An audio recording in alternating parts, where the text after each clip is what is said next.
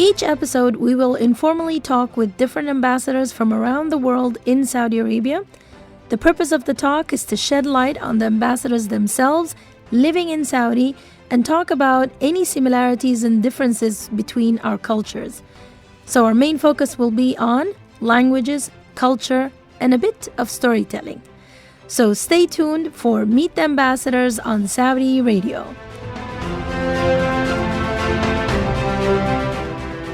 I want you to listen to this clip of music coming up next.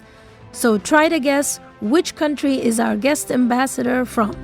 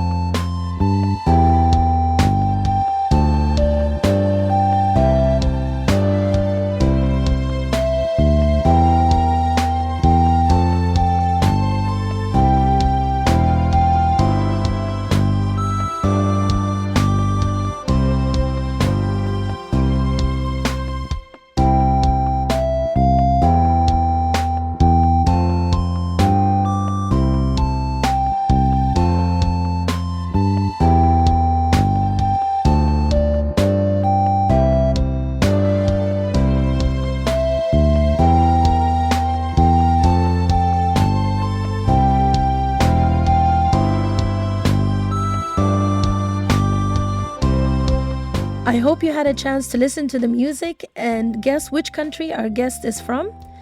On today's episode, we have the Japanese ambassador to Saudi Arabia. His Excellence Fumio EY is with us on the line.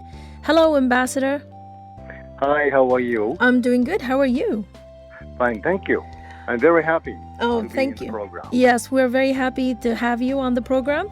This show is focusing on language and culture, so we want to kick off our conversation today with a question of how many languages do you speak? Of course, I can speak Japanese, my mother tongue, and I also speak in English, and I learned some Arabic, so I can speak 3 languages. Oh, great. So is it very little Arabic or a lot? Well, I'm always saying that I speak little. A little, okay. So that means more than a little. I'm guessing you're being very humble. So, since you said you speak a little bit of Arabic, how long have you been in Saudi? Well, this time I have been in Saudi just for 3 months. Oh, and already you're learning a lot of Arabic, and since you've come here since the COVID time, right? That's right. Yes. So, I don't know when you were told and your impression that you're going to be allocated to Saudi Arabia, what was your impression and expectation? Well, I was not surprised by being appointed as ambassador in Saudi, because in fact I was here as deputy ambassador 10 years ago. Oh, wow. So you now have an experience 10 years ago and now? That's right. 10 years ago, I lived here for 3 years. But you see, many people before I came here said a lot of changes happened in the kingdom.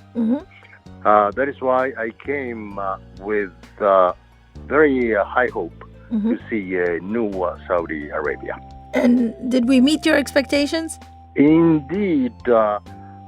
You see, when I was appointed, I thought, or I expected, my last experience 10 years ago would help me this time to render my service here as ambassador. But in fact, I was completely betrayed by my own expectation because the transformation and changes happening here are indeed beyond my imagination. Oh, wow. Well, we love to surprise people. So that's good. We have the 2030 vision that we're working very hard to achieve. So then that we exceeded your expectation. Is that what you're trying to say? Yes? Yes. We will continue with our talk with the ambassador after a quick break.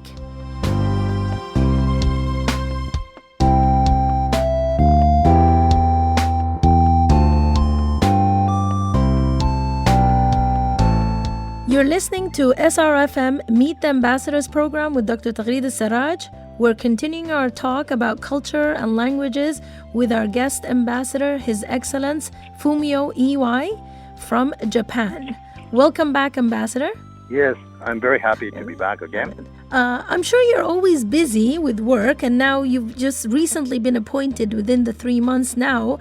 But did you get a chance to travel around Saudi and explore its different parts? I visited the Eastern Province for business purpose. Mm-hmm. That's the only travel so far I made. Okay, but you have some recollections from 10 years ago when you were in Saudi. Yes. At that time also I visited several times Eastern Province as well as in Hijaz area. Which area in Hijaz did you like or go to? That time I just visited Jeddah, so old traditional area of Jeddah. Oh, yes. Yes. And how was it for you? It was fantastic, wonderful, and I wish I would revisit there again. Oh, we would love to have you, because I'm stationed in Jeddah, so we'd love to have you come back to us here and see. You haven't had a chance to see the new area, I think, and this is my strong recommendation, is to go to Al Ula. This is 10 years ago it wasn't basically a tourist area. Now it's the biggest tourist area in Saudi, so I think that should be on the top of your list to go to. Yes, indeed. I'm very active in social media. So my followers always make recommendations on where to visit. Oh. And always Al Ula is among the top priorities. Oh, okay, that's great.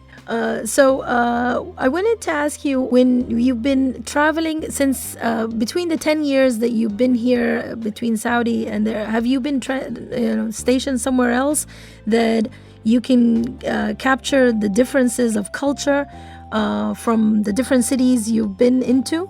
You see, I was trained as an Arabic specialist. So I was stationed in some other Arab countries, like Egypt and Iraq. Okay. So you are very familiar with the Arab culture? Yes, to a certain extent. So then now I wanted to ask you, is that when you first came to live, maybe going back, when you first came 10 years ago, if you say came back to live, to live in Saudi and work here, was there any stories or any highlights that shows the similarities and the differences between the Saudi culture, the Japanese culture, so we can learn from? Well, I found the similarity in such fact that Arab people respect the elderly people. Arab people have very strong ties with their families and so on. We do, Japanese, have the same kind of tradition. So the culture, and I've also seen that when I was in Tokyo a couple of years ago. I used to I came and gave lectures at Waseda University. I see. And so I loved it. I love Tokyo, and I've seen that culture, the strong bond of the family. But I've learned a lot of other things, and so I've seen that. I can identify that clearly. Is there anything that was funny that you can share with us that happened here in Saudi? Well, nothing funny so far happened to me this time in the kingdom. But I can share a story when I started learning Arabic in Cairo 30 years ago. Oh. So one day I greeted to my Arabic teacher and said, "Good morning," of course in Arabic. Then the teacher replied, "Does the horses swim?" The horses swim? Okay. I was puzzled, of course, by what he said and why he said. So I asked him. The teacher said, "You said Sibah al-Khayl. Oh, Sabah Sabah al-Khair. al-Khair. Oh, no. In Miss- fact, in our mother tongue Japanese, there's no distinction between L and R. Yeah. And also, we do not have such difficult consonants like sod, dod. Ah. So it was very funny moment, but at the same time was a very excellent lesson for me. Yes. But see, this shows me that you don't know a little bit of Arabic. You know a lot of Arabic. No, not at all. and I think you know even the Egyptian accent as well, because it looks like it 30 years ago. Yes. Oh, well, you're very humble. Thank you, Ambassador, for being with us on this program. And if there's any final thoughts you want to say. Well, the last thing I want to say is that I consider myself one of the luckiest ambassadors in the kingdom, because I'm always surrounded by very nice people with great hospitality. So ahsan nas we have here. Oh, So I wow. appreciate it very much. No, thank you so much. Arigato. This is the Japanese that I have. Sorry, Yes, that's it. Yeah, it's correct. Yes, thank you. You are listening to Meet the Ambassadors program on SRFM. Our guest today was His Excellence Ambassador Fumio Iwai from Japan. Thank you, Ambassador, and thank you for listening. hosting me. Thank you for having you. Bye-bye. Bye.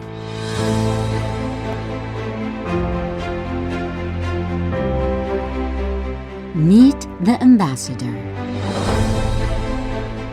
a program that highlights a friendly chat with the ambassador's impression on the kingdom.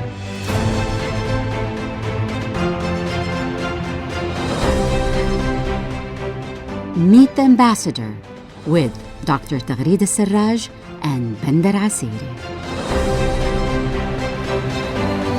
Stay tuned on SRFM.